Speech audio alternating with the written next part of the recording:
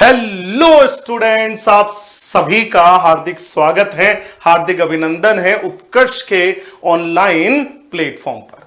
आज हम बहुत ही महत्वपूर्ण टॉपिक का गहन विस्तारित विश्लेषण करने जा रहे हैं और इस टॉपिक का संबंध है हमारे कक्षा 11वीं के अति महत्वपूर्ण अध्याय से, जिसमें सौर विकिरणों का, पार्थिव विकिरणों का, तापमान संतुलन का पूरा गहन विस्तारित विश्लेषण दे रखा है। और आज हम बहुत ही महत्वपूर्ण प्रश्न को हल करेंगे जो इस टॉपिक से संबंधित है।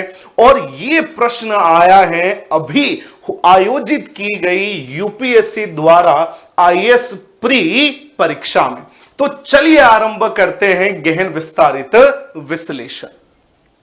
सर्वप्रथम हमें यहां पे बात करनी है सौर विकिरण के बारे में। अब आप सभी को विदित है, सूर्य से हमें प्राकृतिक प्रकाश की प्राप्ति होती है। तो पृथ्वी के लिए प्राकृतिक प्रकाश का जो स्रोत है वो क्या है? वो है सूर्य। ये हमें यहां पर समझना अति आवश्यक है। अब सूर्य से जो सौर विकिरणें आ रही है, सूर्य से जो सौर विकिरणें आती है, इनको कई नामों से जाना जाता है। जैसे जो सौर विकिरण है इनको हम इंसोलेशन के नाम से भी जानते हैं। अब इंसोलेशन क्या होता है देखिए, तो इंसोलेशन होता है इनकमिंग सोलर रेडिएशन। तो इसको हम कहते हैं इनकमिंग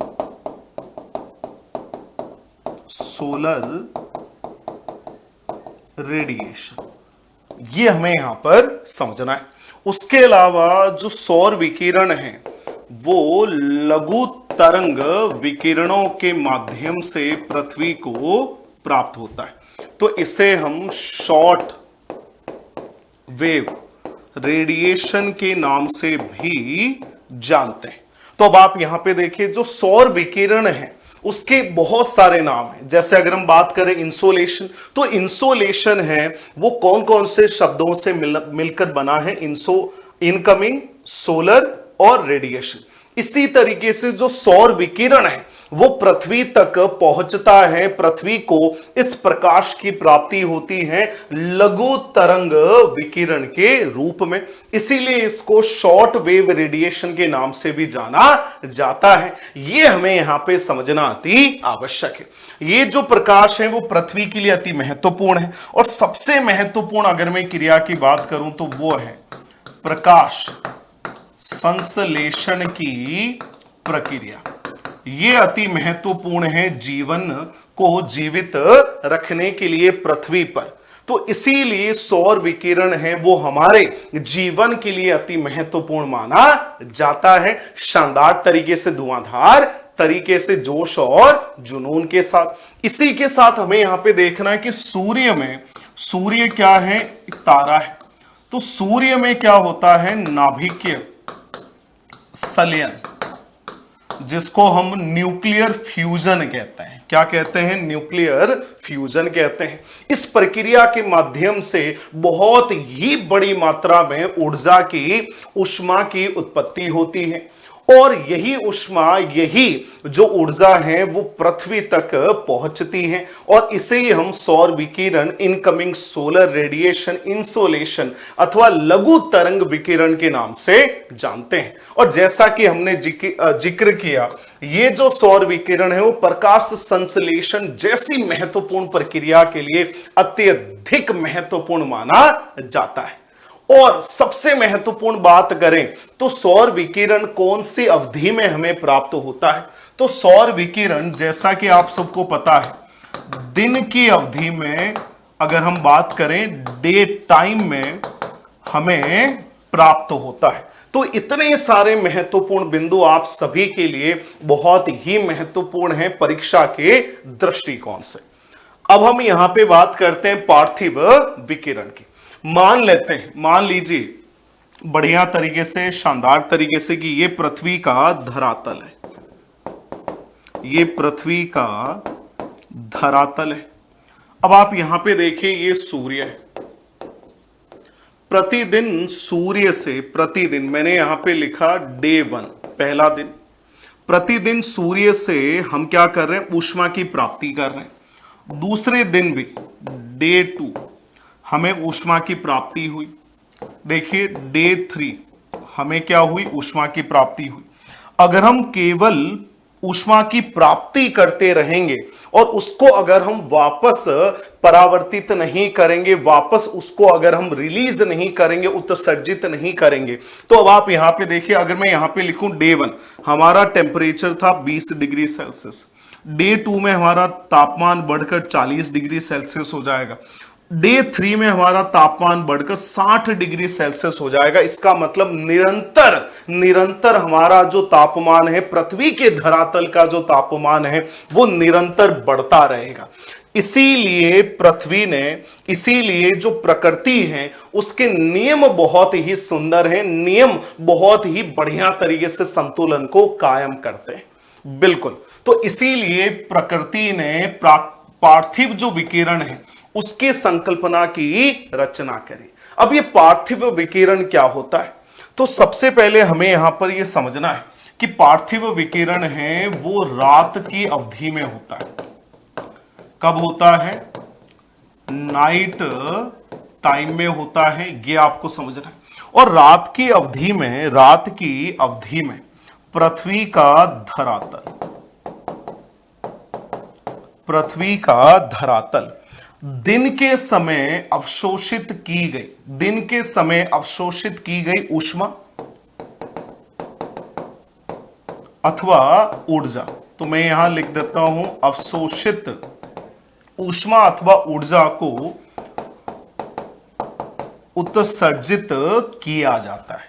और इसी उत्सर्जित ऊष्मा अथवा ऊर्जा को किस नाम से जानते हैं, इसको हम जानते हैं पार्थिव विकिरण के नाम से। ये भी आपको समझना अति आवश्यक है।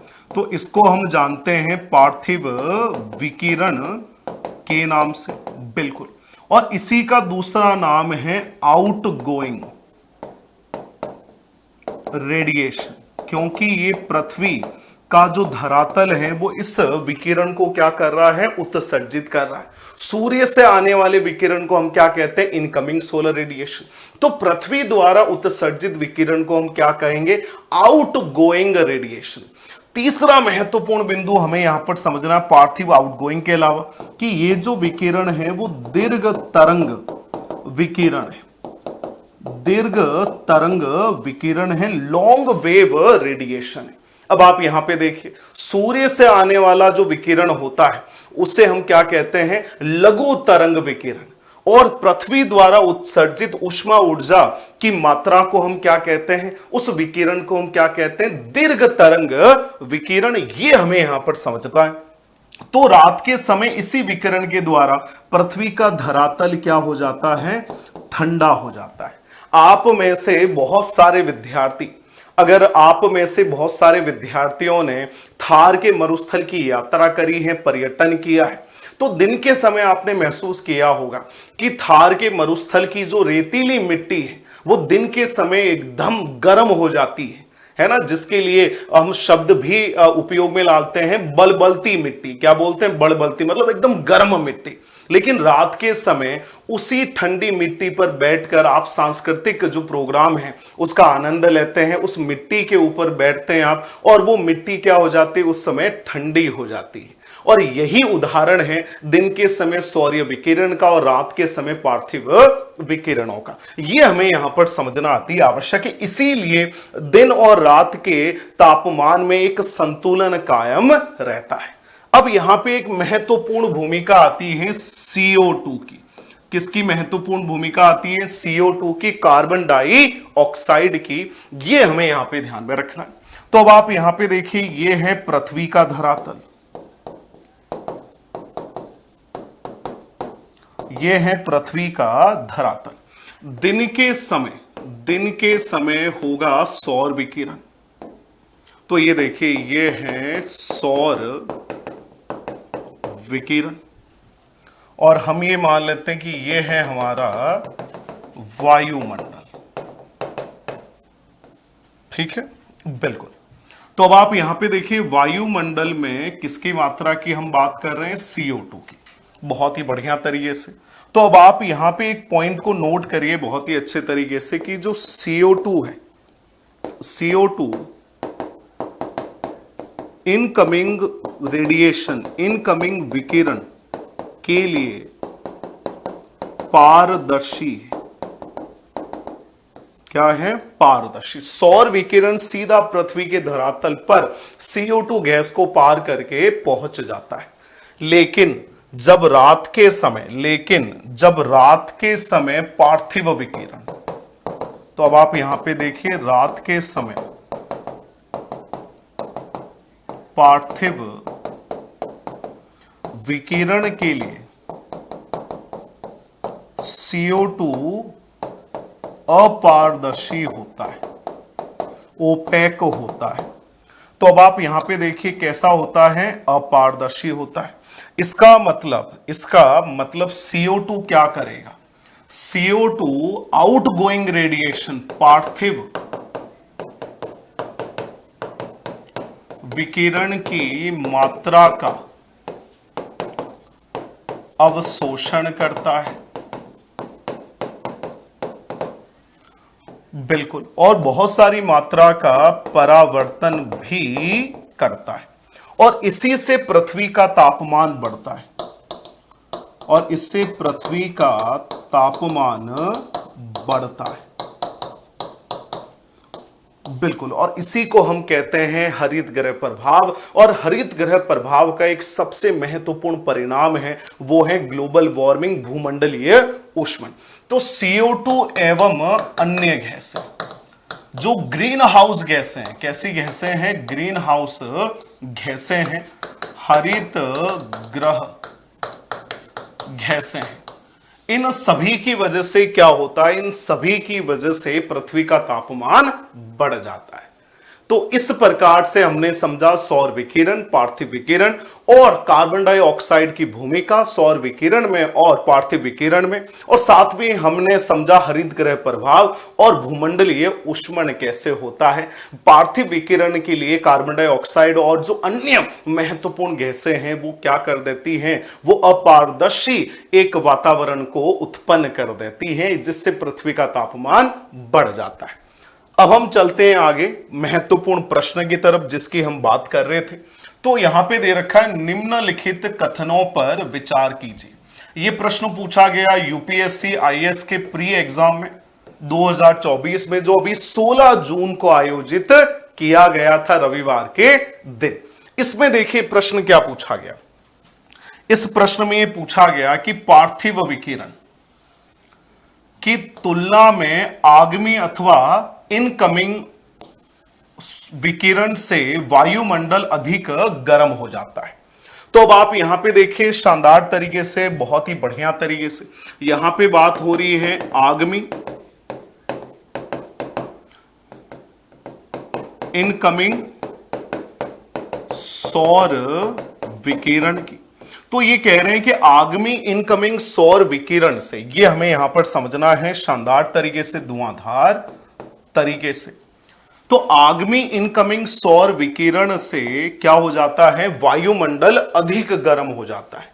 तो अब आप यहां पे देखिए, जो इनकमिंग सौर विकिरण है, इनकमिंग सौर विकिरण है, इंसोलेशन है, इसके लिए CO2 क्या है? पारदर्शी है। और दूसरा हमें यहां पे समझना है, CO2 पार्थिव विकिरण के लिए कैसा है? अपारदर्शी। तो अब आप मुझे बताइए, क्या पार्थिव विकिरण से वायुमंडल अधिक गर्म हो जाता है अथवा इनकमिंग सौर विकिरण से वायुमंडल अधिक गर्म हो जाता है? तो ये यहां पे जो कथन दे रखा है वो क्या है? गलत है, क्योंकि इसमें दे रखा है कि पार्थिव विकिरण नहीं, आगामी इनकमिंग सौर विकिरण से वायुमंडल अधिक गर्म हो जाता है। जबकि वायुमंडल गर्म होता है किसकी वजह से? सौर विकिरण की वजह से। दूसरा देखिए, वायुमंडल में कार्बन डाइऑक्साइड और अन्य ग्रीन हाउस गैसें दीर्घ तरंग विकिरण। अब दीर्घ तरंग विकिरण को हम क्या कहते हैं? पार्थिव विकिरण कहते हैं कि अच्छे अवशोषक है। क्या? कार्बन डाइऑक्साइड और अन्य ग्रीन हाउस गैसें CO2 और अन्य जो ग्रीन हाउस गैसें हैं, क्या वो पार्थिव विकिरण का अवशोषण करती हैं? बिल्कुल करती है। और इसी से पृथ्वी का वायुमंडल का तापमान बढ़ता है। यस और नो? यस। तो ये एकदम क्या है? सही है। इसका मतलब कथन 2 सही है और कथन पहला क्या है? एकदम गलत है। तो हमारे सामने विकल्प ये रहे। कथन 1 और 2 दोनों सही है? नहीं। कथन 1 और 2 दोनों सही है? ये भी गलत है। कथन 1 सही है? नहीं, कथन 1 तो गलत है। कथन 1 सही नहीं है किंतु कथन 2 सही है। तो हमारा सही उत्तर कौन सा माना जाएगा? विकल्प डी। ये हमें यहां पे समझना अति आवश्यक है।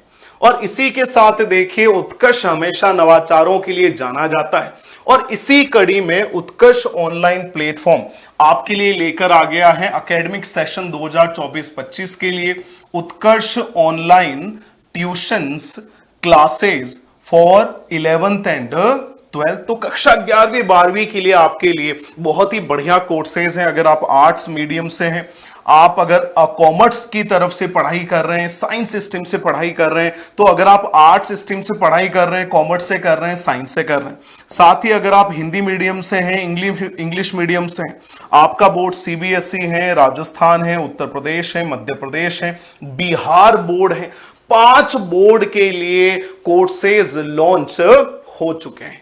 और आपको अगर आर्ट्स और साइंस स्ट्रीम्स के कोर्सेज लेने हैं तो इनकी नाम मात्र शुल्क में आपको उपलब्ध करवाए जा रहे हैं, जबकि हाईएस्ट क्वालिटी के साथ वेल जो एडुकेटेड जो फैकल्टी है, एक्सपर्ट फैकल्टी है, वो आपको पढ़ाने वाली केवल 4,500 रुपए में। और कॉमर्स का आपको अवेलेबल करवाया जा रहा है रिकॉर्डेड लाइव केवल 3,500 रुपए में। तो आप सभी को इस ऑफर का फायदा उठाना है और जोश जुनून के साथ उत्कर्ष ऑनलाइन प्लेटफॉर्म से जुड़ना है। Wishing you all the very best.